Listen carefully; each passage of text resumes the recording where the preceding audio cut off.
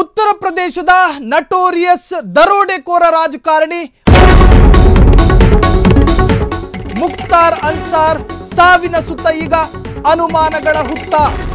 S, ತಂದೆಗೆ ಹೃದಯಾಘಾತ ಆಗಿಲ್ಲ, ತಂದೆಯನ್ನ ಕೊಂದಿದ್ದಾರೆ ಎನ್ನುವಂತಹ ಆರೋಪ ಮಗ ಉಮರ್ ಅಖ್ತಾರ್ನದ್ದು. ತಂದೆಗೆ ಹೃದಯಾಘಾತ ಆಗಿಲ್ಲ, ತಂದೆಯನ್ನ ಕೊಂದಿದ್ದಾರೆ ಅಂತ ಉಮರ್ ಆರೋಪ ಹೊರಿಸ್ತಾ ಇದ್ದಾರೆ.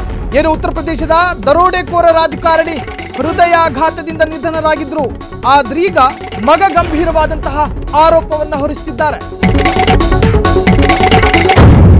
ತಂದೆಯನ್ನ ಕೊಲ್ಲಲಾಗಿದೆ, ಅವರಿಗೆ ವಿಷ ಕೊಟ್ಟು ಕೊಲ್ಲಲಾಗಿದೆ. ಕಾರಣ ಸಾಕಷ್ಟು ರಾಜಕೀಯವಾಗಿಯೂ ಕೂಡ ಅವರಿಗೆ ಶತ್ರುಗಳಿದ್ರು, ಹಾಗಾಗಿ ಅವರನ್ನ ವ್ಯವಸ್ಥಿತವಾಗಿ ಕೊಲ್ಲಲಾಗಿದೆ ಎನ್ನುವಂತಹ ಗಂಭೀರ ಆರೋಪವನ್ನು ಹೊರಿಸುತ್ತಿದ್ದಾರೆ ಮಗ ಉಮರ್ ಅನ್ಸಾರ್. ಮುಖ್ತಾರ್ ಅನ್ಸಾರ್ ಸಾವಿನ ಸುತ್ತ ಈಗ ಅನುಮಾನಗಳ ಹುತ್ತ. ಎಸ್, ತಂದೆಗೆ ಹೃದಯಾಘಾತ ಆಗಿಲ್ಲ, ತಂದೆಯನ್ನ ಕೊಂದಿದ್ದಾರೆ ಎನ್ನುವಂತಹ ಆರೋಪ ಮಗ ಉಮರ್ ಅಖ್ತಾರ್ನದ್ದು. ತಂದೆಗೆ ಹೃದಯಾಘಾತ ಆಗಿಲ್ಲ, ತಂದೆಯನ್ನ ಕೊಂದಿದ್ದಾರೆ ಅಂತ ಉಮರ್ ಆರೋಪ ಹೊರಿಸ್ತಾ ಇದ್ದಾರೆ. ಏನು ಉತ್ತರ ಪ್ರದೇಶದ ದರೋಡೆಕೋರ ರಾಜಕಾರಣಿ ಹೃದಯಾಘಾತದಿಂದ ನಿಧನರಾಗಿದ್ರು, ಆದ್ರೀಗ ಮಗ ಗಂಭೀರವಾದಂತಹ ಆರೋಪವನ್ನ ಹೊರಿಸುತ್ತಿದ್ದಾರೆ. ಎಸ್, ಈ ಬಗ್ಗೆ ಹೆಚ್ಚಿನ ಮಾಹಿತಿಯನ್ನು ಕೊಡೋದಕ್ಕೆ ನಮ್ಮ ಸೀನಿಯರ್ ಕ್ರೈಮ್ ರಿಪೋರ್ಟರ್ ಅಶ್ವಥ್ ನೇರ ಸಂಪರ್ಕದಲ್ಲಿದ್ದಾರೆ.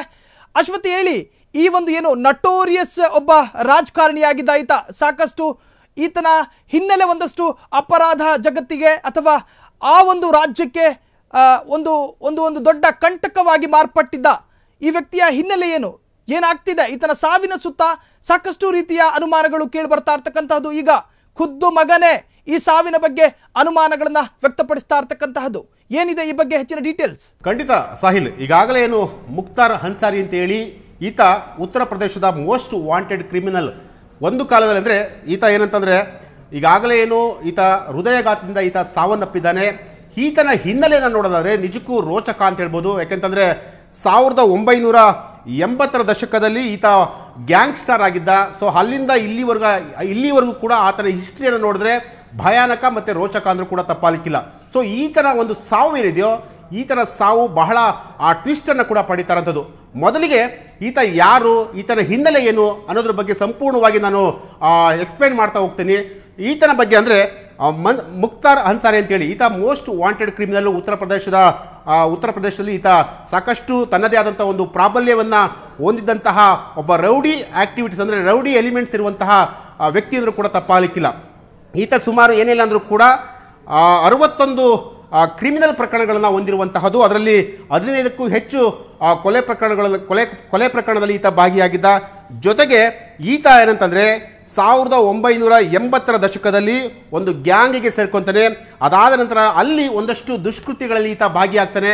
ನಂತರ 1990ರಲ್ಲಿ ತನ್ನದೇ ಆದಂತಹ ಒಂದು ಗ್ಯಾಂಗನ್ನು ಈತ ಕಟ್ಟಿಕೊಳ್ತಾನೆ. ಸೊ ಅಲ್ಲಿ ನೀವು ನಂಬಲ್ಲ, ಸುಮಾರು ಏನೇ ಇಲ್ಲ ಅಂದರೂ ಕೂಡ 61ಕ್ಕೂ ಹೆಚ್ಚು ಕ್ರಿಮಿನಲ್ ಪ್ರಕರಣಗಳಲ್ಲಿ ಈತ ಭಾಗಿಯಾಗ್ತಾನೆ. ಅಲ್ಲಿ ಪ್ರಮುಖವಾಗಿ ಅಂತಂದರೆ ಮಾವು ಮತ್ತು ಗಾಜಿಪುರ, ವಾರಣಾಸಿ ಮತ್ತು ಚೌನ್ಸಾರ್ ಅಂತೇಳಿ ಈ ಜಿಲ್ಲೆಗಳಲ್ಲಿ ಈತ ತನ್ನದೇ ಆದಂತಹ ಒಂದು ಪ್ರಾಬಲ್ಯವನ್ನು ಕೂಡ ಹೊಂದಿದ್ದ. ಮತ್ತು ಈ ಜಿಲ್ಲೆಗಳಲ್ಲಿ ಕೊಲೆ ಯತ್ನ, ದರೋಡೆ, ಸುಲಿಗೆ ಇಂತಹ ಪ್ರಕರಣಗಳಲ್ಲಿ ಈತ ಭಾಗಿಯಾಗಿದ್ದ. ಸೊ ಈತನ ಮೇಲೆ ಏನೇನೂ ಕೂಡ 61ಕ್ಕೂ ಹೆಚ್ಚು ಪ್ರಕರಣಗಳು ಕೂಡ ದಾಖಲಾಗಿರುವಂಥದ್ದು. ಜೊತೆಗೇನಂತಂದರೆ ಈಗ ಸದ್ಯದ ಡೆವಲಪ್ಮೆಂಟ್ ಏನಪ್ಪ ಅಂತಂತಂದರೆ ಈತನ ಮಗ ಉಮರ್ ಅನ್ಸಾರಿ ಅಂತೇಳಿ ಆತ ಒಂದು ಸ್ಟೇಟ್ಮೆಂಟನ್ನು ಕೂಡ ಕೊಟ್ಟಿದ್ದಾನೆ. ಆತನ ಸ್ಟೇಟ್ಮೆಂಟ್ ಈಗ ಸದ್ಯದ ಮಟ್ಟಿಗೆ ಉತ್ತರ ಪ್ರದೇಶದಲ್ಲಿ ಸಾಕಷ್ಟು ಸಂಚಲನವನ್ನು ಸೃಷ್ಟಿ ಮಾಡಿಸಿರುವಂತಹ ಒಂದು ಸ್ಟೇಟ್ಮೆಂಟ್ ಅಂದರೂ ಕೂಡ ತಪ್ಪಾಲಿಕ್ಕಿಲ್ಲ. ಅಂದರೆ ಈತ ಹೇಳ್ತಂದರೆ ತನ್ನ ತಂದೆಯ ಸಾವು ಎಲ್ಲ ಒಂದು ಕಡೆ ಸಹಜ, ಅಂದರೆ ಎಲ್ಲ ಒಂದು ಕಡೆ ಈತ ಹಾರ್ಟ್ ಅಟ್ಯಾಕಿಂದ ಸಾವನ್ನು ಅಪ್ಪಿಲ್ಲ, ಈತ ಬೇರೆ ರೀತಿಯಾಗಿ ಈತನನ್ನು ಕೊಲೆ ಮಾಡಲಾಗಿದೆ ಅನ್ನೋ ಒಂದು ಸ್ಟೇಟ್ಮೆಂಟನ್ನು ಕೂಡ ಕೊಟ್ಟಿರುವಂಥದ್ದು. ಸೊ ಸದ್ಯಕ್ಕೆ ಈತನ ಸ್ಟೇಟ್ಮೆಂಟು UPಯಲ್ಲಿ ಸಾಕಷ್ಟು ಸಂಚಲನವನ್ನು ಕ್ರಿಯೇಟ್ ಮಾಡ್ತಿರೋಂಥದ್ದು. ಈಗಾಗಲೇ ಏನು UP ಪೊಲೀಸರು ಈ ಒಂದು ಪ್ರಕರಣವನ್ನು ಕೂಡ ದಾಖಲಿಸಿಕೊಂಡು ತನಿಖೆಯನ್ನು ಕೂಡ ಮಾಡ್ತಿರೋಂಥದ್ದು. ಅಂದರೆ ಇಲ್ಲಿ ಪ್ರಮುಖವಾಗಿ ಅಂದರೆ ಮುಖ್ತಾರ್ ಅನ್ಸಾರಿ ಏನು ಕೇವಲ ಹೃದಯಾಘಾತದಿಂದ ಸಾವನ್ನಪ್ಪಿದ್ನ ಅಥವಾ ಬೇರೆ ಏನಾರು ರೀಸನ್ ಇತ್ತಾ? ಸೊ ಆ ಎಲ್ಲ ಹ್ಯಾಂಗಲ್ಲೂ ಕೂಡ ಈಗ ತನಿಖೆಯನ್ನು ಕೂಡ ಮಾಡ್ತಿರೋಂಥದ್ದು. ಸೊ ಎಲ್ಲ ಒಂದು ಕಡೆ ಮಗನ ಹೇಳಿಕೆ ಏನಿದೆಯೋ ಆ ಮಗನ ಹೇಳಿಕೆ ಇವತ್ತು ಒಂದಷ್ಟು ಅಲ್ಲಿ ಸಂಚಲನವನ್ನು ಸೃಷ್ಟಿ ಮಾಡ್ತಿದೆ ಅಂತ ಹೇಳಿದ್ರು ಕೂಡ ತಪ್ಪಾಗಲಿಕ್ಕಿಲ್ಲ.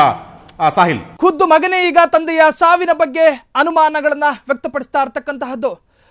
ಧನ್ಯವಾದ ಅಶ್ವಥ್ ತಮ್ಮೆಲ್ಲ ಮಾಹಿತಿಗೆ.